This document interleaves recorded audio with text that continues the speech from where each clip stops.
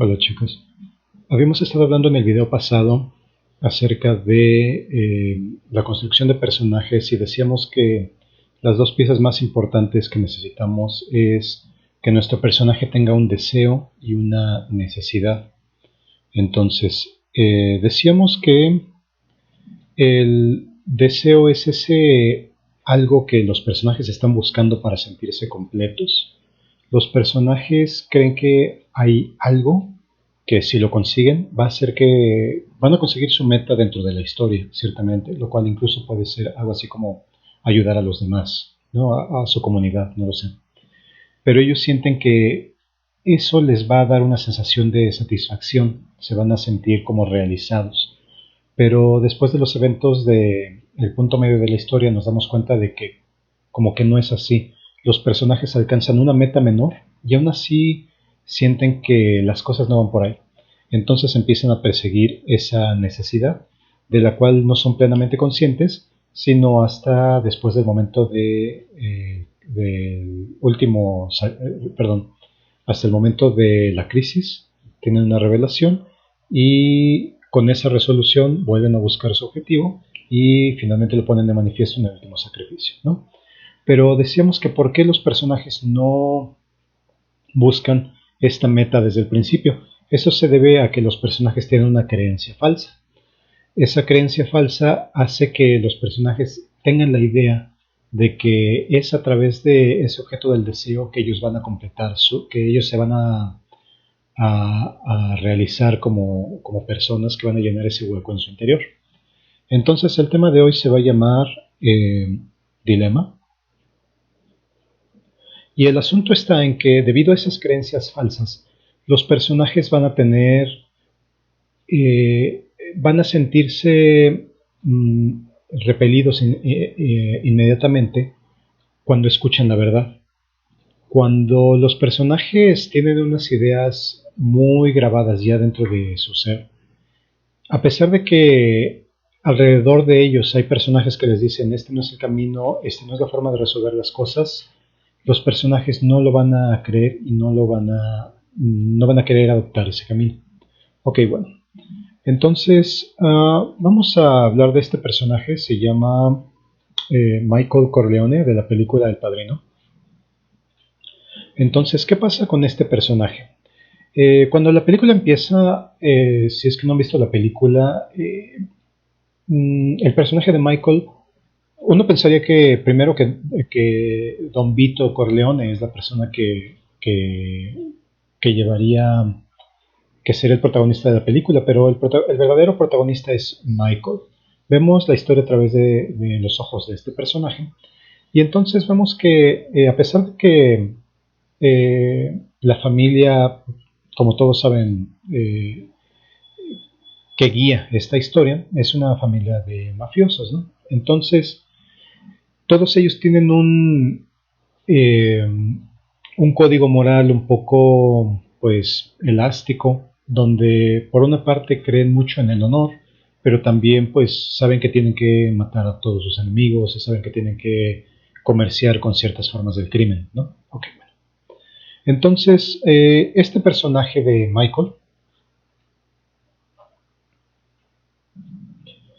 cree en los valores de una familia normal y a pesar de ser uno de los herederos de esta familia de mafiosos, la más grande de Nueva York, él sigue siendo virtuoso y cree en el orden, el respeto y lo más importante en el honor, hasta el punto en el que toma el camino opuesto al crimen y se convierte en un marín del ejército pues al principio de la película.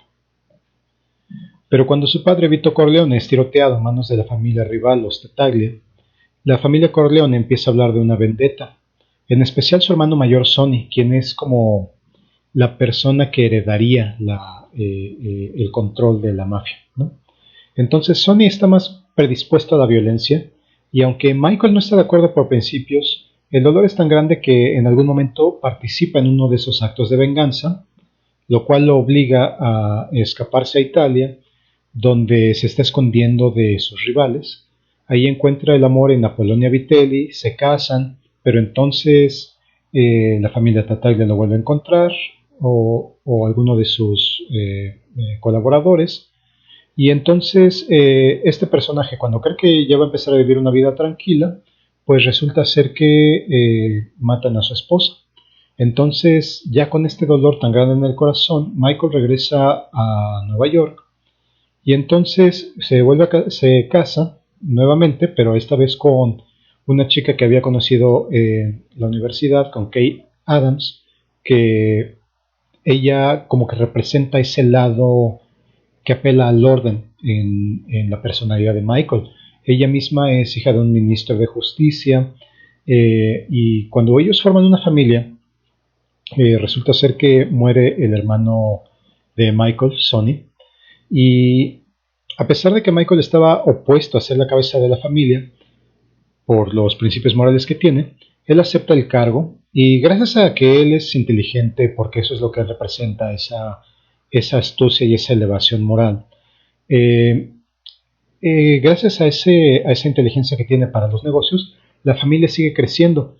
Eh, ya que Michael no es un mafioso cualquiera, sino es un hombre educado que sabe adaptarse a las circunstancias. Y algo muy importante, él se da cuenta de que los tiempos están cambiando y los modelos de negocios que tenía la familia ya no son exitosos. Tienen que modernizarse, adaptarse a los cambios, a los nuevos tiempos, para que la familia sobreviva, solo para que sobreviva. Ok. Entonces, Michael se da cuenta de que la familia sigue estando en peligro. Quiere actuar en consecuencia para protegerlos.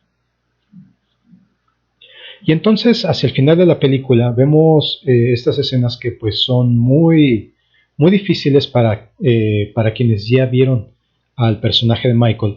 Se dan cuenta de que Michael se da cuenta de que el sistema de valores que fue el fundamento de toda su vida hasta hoy ya no es suficiente para proteger a los que quiere. Y por otra parte, él ya está demasiado dentro del juego de la mafia como para salirse. Así que con todo el pesar del mundo, ¿se acuerdan que habíamos planteado que este personaje le gustaba el orden? Él creía en el orden, en el honor. Bueno, pues hacia el final de la película, su cambio no es positivo, su cambio es negativo. Él se da cuenta de que tiene que cambiar su sistema de creencias. Y así Michael se convierte en el jefe de la mafia, en el más despiadado que haya habido, más que sus rivales, más que sus predecesores. Y lo hace no porque lo disfrute, sino por necesidad y porque los tiempos han cambiado. Ok. Entonces, en narrativa el dilema es y no confundir con el dilema lógico. El dilema es un problema que tiene dos soluciones mutuamente excluyentes. Entonces, el personaje no puede tener las dos soluciones y quedarse con las dos recompensas. Si opta por una, se queda sin la otra. La razón por la que vemos una historia en pantalla es porque no se trata de una historia de fácil resolución, sino que los personajes viven un drama enorme al tratar de balancear esos dos aspectos, lo que pueden ganar contra lo que pueden perder. Y en este caso, pues vemos que Michael no tenía esa habilidad para proteger a su familia desde el principio, porque su moralidad no le permitía llegar a hacer actos que eran los necesarios para asegurar la supervivencia de su familia. Él necesitaba elevarse o rebajarse, en este caso, al nivel de sus rivales para poder solventar esta situación. Y entonces, ¿qué es lo que el personaje aprende en esta película después de la crisis? Que su sistema moral es un obstáculo para la supervivencia de su familia. Y entonces, aquello a lo que no quisiera renunciar el personaje, aquello a lo que no quisiéramos nosotros como espectadores que él renunciara, pues va a tener que hacerlo si es que quiere sobrevivir. Y entonces, pues de alguna forma la graduación de este personaje es hacerse más malo de como él originalmente era, ¿no? Entonces eso es el dilema, por eso los personajes tienen que vivir la aventura de esta historia que estamos escribiendo, porque los personajes no fueron cambiando con el tiempo, porque los personajes no descubrieron esta verdad inmediatamente, sino que a pesar de que ya intuían esa necesidad, no querían aceptarla por por este dilema ético que tienen, porque, porque hay una cosa a la que no quieren renunciar, y entonces la historia que estamos viviendo es la que los forza a reevaluar su situación y entonces a tomar una decisión que es la que nos dice, que es la que nos dictamina si el personaje va a salir exitoso de esta misión o no.